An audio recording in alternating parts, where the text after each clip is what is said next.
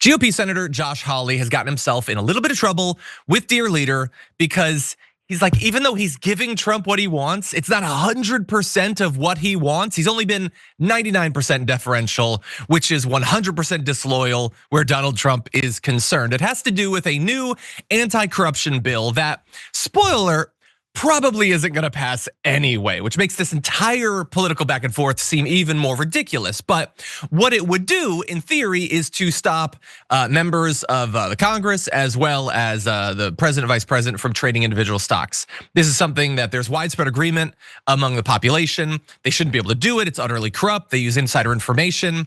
But he doesn't like part of what's in the bill. He doesn't like them talking about this, Donald Trump. And so he ended up referring to Hawley as a second tier senator, which, yeah, I guess kind of, not for this reason, but he is sort of a second tier senator.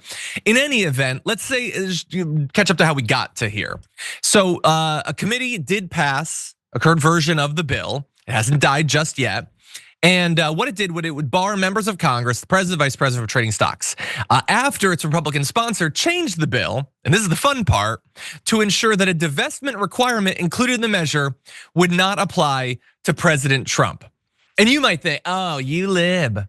You're taking some little change that they made and you're making it seem as if it's about Donald Trump. No, this is explicitly a carve out for more corruption for Donald Trump and presumably JD Vance too, but nobody cares about him, including Donald Trump.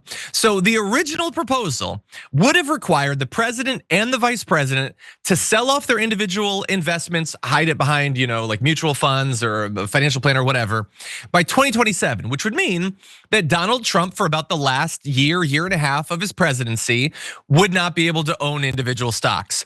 They amended that so that it doesn't start until the elected official's next term. So like that basically just says all of the rest would go through, even though again, it's probably gonna get voted down, but Donald Trump doesn't have to comply with this because Donald Trump wants to make money and we're not gonna stop him. We're acknowledging this is corrupt. We're finally acknowledging that the American people do not want our elected officials being primarily concerned about their own financial gain. But we'll give it to Donald Trump, he can. As if of all of the ones who need it, as if it would be him. All of the million other ways that he makes money. Honestly, look, Donald Trump is a rich guy and I'm sure he has a lot of stocks. Does anybody think that in the top 5 ways that he's generating money, investments is in that top 5? It's top to bottom grift, man, but he's gotta have his corruption and so he's giving it to him. But anyway, despite him being given that explicit corruption, he's still mad. He says, why would one Republican, Senator Josh Hawley, join with all the Democrats to block a review sponsored by Senator Rick Scott and with all the support of all the other Republicans of Nancy Pelosi's stock trading of the last 25 years? The information was inappropriate, released just minutes before the vote, very much like sabotage. The Democrats, because of our tremendous achievements and success, have been trying to target me. No, can we pause for a second? If we believe your story, they're targeting you. They're not targeting you, they're targeting you. That's what you mean. Why are you undercutting your victimhood complex? And they're using Josh Hawley, who I got elected twice, as a pawn to help them. Blah, blah, blah, blah, blah. Eventually he returns to targeted, and it's not in quotation marks. So I guess it's different in some way. And you get the second tier senator named Josh Hawley. And so here is like the jumbled mess that Donald Trump is doing right there that should undercut his entire point. But thanks to the fact that MAGA, aside from the Epstein thing, is still very much in a cult, won't. So he's saying we need to look into Nancy Pelosi, okay? Nancy Pelosi, because she's Speaker of House, she's in the Congress, like she gets all this information and she uses it to her own gain. And we need to get to the bottom of it, but not anyone else. It's just her. She's the only one that would do it. No, you're admitting that this entire thing is rife with the potential for corruption. So why not stick a thumb in Nancy Pelosi's eye and stop her from owning stock? Wouldn't that be the ultimate insult to her? But again, they want to have the idea that they're anti-elite when the elite is the Democrats, but everybody else as much corruption as you want. Like we want info on Nancy Pelosi, but we'll allow her to continue to do it so that everyone else can do it too. That makes no sense to anyone who is actually genuinely anti-corruption or anti-elite, anti-establishment, status quo, whatever, however you want to term it. It only makes sense if all of this is basically just partisanship and you've added some wrinkles of concern about corruption or whatever. Now, in any event, Hawley has been insulted a couple of times here. Let's give him a chance to respond.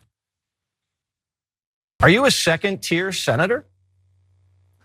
Well, that's not the worst thing that's been said about me even today, Jesse. So listen, I had a good chat with the president earlier this evening, and he reiterated to me he wants to see a ban on stock trading by people like Nancy Pelosi and members of Congress, which is what we passed today. I think it is absolutely vital we put a stop to this. Pelosi shouldn't just be investigated. She should be prosecuted. And we need to make what she is doing and other members of Congress is doing illegal. I mean, look, I largely agree that if they are using insider information, they should be locking people up. Again, though, like I'm begging you, MAGA, it's not just Nancy Pelosi. Like, why would you think that like rich Republicans, they'd never do that? Oh no, they care too much about their ethics and all of that. That's why they love Donald Trump so much, because ethics is so important to them. Like, look, good, make it illegal. In theory, if they make it illegal, then maybe, anybody who violates the law could end up being locked up. I fear that at least for the next few years, that's not how it's going to work.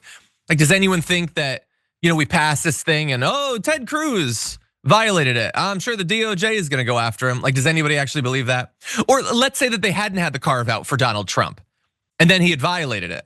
Does anyone think Pam Bondi is gonna haul him away in handcuffs or whatever? Again, the law means much less than it used to. We are a fundamentally lawless country now, but still, sure, I guess let's at least have the law. But as I said earlier, it's not even like it's necessarily gonna pass. At least one Republican is against it. Senator Rick Scott, who knows a thing or two about corruption, went on the record publicly opposing the bill, saying, "I don't know when in this country it became a negative to make money." Scott is one of the wealthiest members of the US Senate. And as always, billionaires, every single one of them has a vicious addiction to pointless increases in wealth. And they will burn the entire world to the ground in pursuit of their addiction. I don't know when it became a negative to make money. Well, like, doesn't it matter the context? Like if I were to run up on you and punch you in the face and take your wallet and then you started to cry about it, could I say to you, I don't know when it became a negative to make money in this country? Like we've always thought that like robbing banks is bad, right? I mean, it's not the making of the money, it's whether it's a crime that's being committed. And insider trading, by the way, is already illegal.